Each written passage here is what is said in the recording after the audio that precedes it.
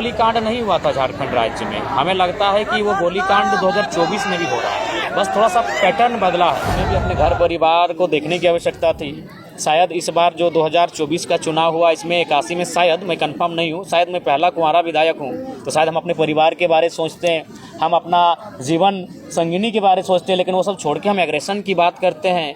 एक युवा विधायक जो पहली बार विधायक बना है, जिसे गाड़ी की सुविधा मिलेगी, जिसे आवास की सुविधा। देखिए, सबसे पहले खरसवां गोलीकांड 1 जनवरी 1948 को शहीद हुए तमाम शहीदों को श्रद्धांजलि अर्पित करते हैं और कहना यही चाहेंगे कि 1948 में ही गोलीकांड नहीं हुआ था झारखंड राज्य में। हमें लगता है कि वो गोलीकांड 2024 में भी हो रहा है, बस थोड़ा सा पैटर्न बदला है। 48 में सामूहिक गोलीकांड हुआ था, 50,000 लोगों को गोलियां चलाई गई थी। आज कहीं 50 लोगों पे लाठियां बरसाई जाती है, कहीं 5, और मामला वही है। खरसवां गोलीकांड को अगर समझना चाहते हैं तो हमें उस समय की परिस्थितियों को समझना होगा कि उस समय खरसवां के आदिवासी मूलवासी अपनी ज़मीन को उड़ीसा में मिलाने देने के पक्ष में नहीं थे, क्योंकि उनसे उनकी ज़मीनों और भाषा को कहीं ना कहीं छेड़छाड़ होता। तो आज भी ज़मीन की लड़ाई झारखंड वासी आज भी लड़ रहे हैं। आज भी जो तमाम उद्योग घराने हैं, तमाम जो खनन के क्षेत्र में कार्य करने वाली कंपनियां हैं, उद्योग स्थापित करने वाली कंपनियां हैं, वो लड़ाई हम आज भी लड़ रहे हैं। बस फ़र्क है कि उस समय गोलियों से हमें मारा जाता था, अब कानून के दांव पेच से मारा जाता है, या प्रशासन की झूठे एफआईआरों से हमें मारा जाता है। परिस्थितियाँ आज भी वही हैं। अब आप कहेंगे कि आप उद्योग के खिलाफ़ हैं क्या? तो जी नहीं, उद्योग के खिलाफ़ कोई नहीं है। हमने जो कपड़ा पहना है वो उद्योग के कारण है, हमारे हाथ में जो मोबाइल है वो किसी न किसी कल कारखाना में तैयार हुआ है। हमारा बस यही एक मांग है कि जो लोग रैयत अपनी ज़मीन देते हैं, जो ज़मीन देकर विस्थापित हो जाते हैं, उनको पीढ़ी दर पीढ़ी नौकरी मिलना चाहिए। इसलिए मिलना चाहिए क्योंकि वो ज़मीन उनके पिताजी करते थे, पिताजी से पहले दादाजी करते थे, दादाजी से पहले दादाजी करते थे। तो उस ज़मीन को जब हम उद्योग को दे रहे हैं, उद्योग के घरानों को दे रहे हैं, तो एक नियम ये होना चाहिए कि जब तक वो उद्योग वहाँ खड़ा रहेगा, चाहे वो टाटा रहे, टिस्को रहे, या VCCL रहे, CCL रहे, या कोई कंपनी रहे, जब तक वहाँ उद्योग का और कंपनी का कार्य होगा, तब तक 3rd और 4th ग्रेड की नौकरी ज़मीन देने वाले रैयत परिवार को मिलना चाहिए। दादा, जो खरसवां गोलीकांड हुआ, इस गोलीकांड के जो शहीद हुए, जो सपनों का झारखंड सोचा गया था, वो कहाँ तक हद तक? नहीं, बिल्कुल नहीं। हमें लगता है 1% भी अगर पूरा हुआ हो तो खरसवां गोलीकांड बिल्कुल वो सपना आज भी अधूरा है। जिस उम्मीद के साथ झारखंड के लोगों ने शहादत दिया है, शहादत देने का ही मतलब था सुशासन की व्यवस्था। सुशासन की व्यवस्था मतलब हमारी अपनी पारंपरिक व्यवस्थाएं, लेकिन आज विशेषकर कोल्हान में आप अक्सर देखते हैं जिस प्रकार की समस्याएं सामने आती हैं, जिस प्रकार से दमन किया जाता है, तो सुशासन व्यवस्था आज भी नहीं है। और जो लड़ाई थी वो सुशासन व्यवस्था की लड़ाई थी, वो लड़ाई हक अधिकार की थी, और हमें लगता है कि आज पुनः उस लड़ाई को आत्मसात करने की आवश्यकता है। पेशा कानून के बारे में बार बार बात होता है, अभी फिर से जो ये बात उठ रहा है, पेशा कानून पर आप क्या पक्ष रखते हैं? बिल्कुल, पेशा कानून ही मजबूत करेगा जो आदिवासियत परंपरा है, जो आदिवासियत रीति रिवाज है। पेशा कानून का जितना कड़ाई से, जितना मजबूती से अनुपालन होगा, उतनी ही आदिवासियत का संरक्षण होगा। और नहीं तो आज देख सकते हैं, रांची एक समय आदिवासियों की CNT ज़मीन हुआ करती थी, आज वहाँ आदिवासी नग्न हो गए। धनबाद, बोकारो, ऐसे बहुत सारे जगह हैं जहाँ आदिवासी मूलवासी लोग बसाव था उनका उस भौगोलिक सीमा में, आज वो विस्थापित हो चुके हैं। कहीं डैम बनने से, कहीं उद्योग बनने से, तो कहीं अन्य राज्यों के लोगों के प्रभाव से वो धीरे धीरे अपने गांवों को छोड़कर सीमित हो गए हैं, संकुचित हो गए हैं। तो पेशा कानून जैसे कानूनों को कड़ाई से अनुपालन ही आदिवासियत संस्कृति का संरक्षण करवाई। दादा, आपका एग्रेसिव को लेकर के पूरा झारखंड में चर्चा चल रही है, इस विषय की क्या कहें? देखिए, हमें लगता है कि एग्रेशन आवश्यक है झारखंड के लिए। अगर मान के चलिए आप नियम से चरणबद्ध तरीके से अगर झारखंड में काम हो जाता तो एक यूथ लड़कों को एग्रेशन करने की ज़रूरत नहीं थी। हमें भी अपने घर परिवार को देखने की आवश्यकता थी। शायद इस बार जो 2024 का चुनाव हुआ इसमें 81 में, शायद मैं कंफर्म नहीं हूँ, शायद मैं पहला कुंवारा विधायक हूँ, तो शायद हम अपने परिवार के बारे सोचते हैं, हम अपना जीवन संगिनी के बारे सोचते हैं, लेकिन वो सब छोड़ के हम एग्रेशन की बात करते हैं।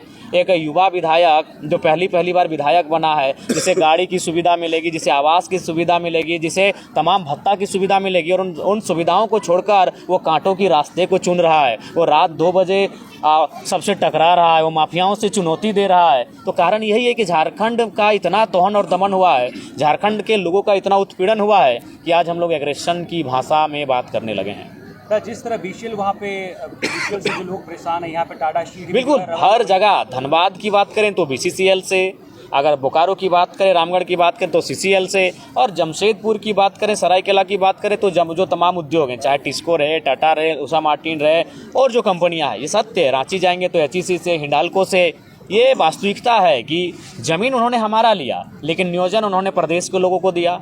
और ज़मीन भी अब सहूलियत से कहाँ ले रहे हैं, ज़मीन तो डीएसपी साहब को बगल में खड़ा करके, थानेदार को बगल में खड़ा करके, लाठी के दम पे लठेत खड़ा करके अब ज़मीन ले रहे हैं। इसीलिए मैं विरोध कर रहा हूँ ना, मैं उद्योग का विरोधी नहीं हूँ, मैं उनकी उस क्रिया का विरोधी हूँ, मैं उनके उस व्यवहार का विरोधी हूँ, मैं उनके उस तरीके का विरोधी हूँ। ज़मीन आप लेना है, ज़मीन उद्योग कहाँ लगना चाहिए, जहाँ बस बसाव कम हो। अभी देखिए जादूगोड़ा का मामला, 7 गांवों की सर्वे रिपोर्ट क्या कहती है कि जो वहाँ यूरेनियम का खनन होता है, उसके रेडिएशन से मानव जीवन में इतना प्रभाव पड़ा है कि 47% यानी 100 में 47 महिलाएं माँ नहीं बन सकती है। माँ बनने के लिए उसके अंदर एक क्षमता जो होती है, उस क्षमता को ही खो चुकी हैं। 100 में 47 यानी 50%, आधा मान के चलिए, आधा महिलाएं माँ ही नहीं बन पाएंगी। और एक महिला जो माँ बनी थी, कोई आदिवासी महिला है, नाम उसका एग्जैक्ट याद नहीं आ रहा, 6 बच्चे उसका मुर्दा पैदा हुए।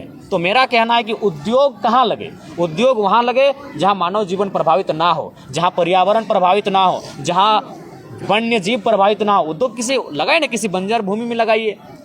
मानव जीवन को प्रभावित करके, पर्यावरण को प्रभावित करके कौन सा मुनाफा आप कमाएंगे, कौन सा इसीलिए उद्योग का कोई विरोधी नहीं है, उनका जो व्यवहार है झारखंडियों के साथ, उस व्यवहार का विरोधी है। जयराम जी, नया साल आ गया है, किस तरह से आगे अपनी पार्टी को लेकर आप अपने काम किस तरह से करिएगा? क्या देखिए, हम लोग नितांत अपने कर्मों पे फोकस करेंगे। अगर हमारा कर्म सार्थक रहेगा तो लोग जुड़ेंगे। हम लोग वो ये कैंप माने बाकी लोग राजनीतिक पार्टियों की तरह जिस प्रकार लोग जोड़ते हैं, उस व्यवहार से हम लोग नहीं जोड़ेंगे। हम अपना कर्म पे केंद्रित करेंगे। ब्लॉक का मामला रहेगा, हम लोग ब्लॉक में आवाज़ बुलंद करेंगे। जिला का मामला रहेगा, हम लोग जिला में आवाज़ बुलंद करेंगे। विस्थापन का मामला रहेगा, हम लोग विस्थापन पे बात करेंगे। और लोगों को यदि लगेगा कि हमारी लड़ाई सार्थक है, हमसे जुड़ेंगे, नहीं लगेगा नहीं जुड़ेंगे। तो जिस तरह गुजरात मॉडल के दम पर पीएम नरेंद्र मोदी जी पीएम बने, क्या डुमरी मॉडल वो देखने को मिलेगा 5 साल का? क्या आप लोग का फोरकास्ट है? डुमरी मॉडल बिल्कुल देखने को मिलेगा, और उसके लिए हम लोग बहुत सारी योजनाओं को बेहतर सिस्टमेटिक तरीके से लाने के लिए चरणबद्ध हैं।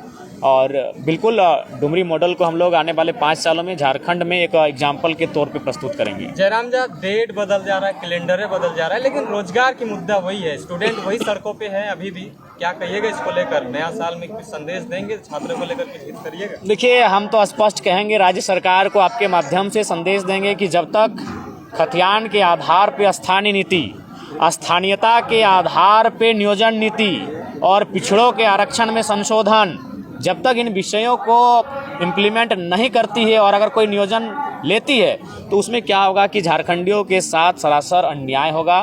तो इसलिए राज्य सरकार को हम आपके माध्यम से खरसवां की इस पावन धरती से, खरसवां की इस ऐतिहासिक धरती संदेश देंगे, बिना स्थानीयता के कोई भी नियोजन ना लें। अगर बिना स्थानीयता के आप नियोजन लेंगे तो वहाँ झारखंड के लोग कम और गैर झारखंड के लोग ज़्यादा भरे हुए दिखेंगे। पैसे के लोभ से जिस तरह इस बार सत्ता बना, 2100 रुपया गोगो की बात हुई, मैया सम्मान की बात हुई, और कहीं ना कहीं ये कन्वर्ट भी हुआ वोटों में। तो ये 5 साल में क्या देखते हैं कि लोग वही 2500 या 3000 में सीमित रह जाएंगे, या फिर अपनी इच्छाएं को? देखिए, अब वास्तविकता यही है। एक हिटलर ने एक उदाहरण दिया था एक मुर्गे का, उस मुर्गे के सारे पंखों को नोचकर उसे टकला कर दिया था, और फिर मुर्गे को कुछ दूरी पे रख दिया और 2 4 3 4 दाना देने लगा। वो मुर्गा स्वतः उसके चरणों में आके बैठ गया। तो हिटलर ने संसद में फिर कहा कि जनता का इसी तरह हस्र बना के रखना चाहिए, उन्हें पूरे 5 साल मुद्दों से भटका के रखना चाहिए, और अंतिम समय कुछ दाने उन्हें चुगाना चाहिए। तो वही हाल होता है, क्योंकि झारखंड की जनता को इतना निचोड़ा गया है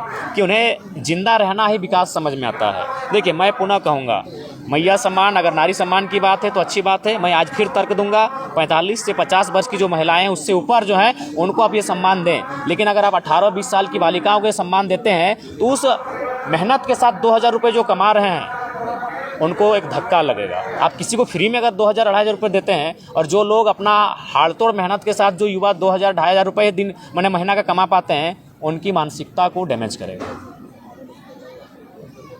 ठीक है, थैंक यू। धन्यवाद।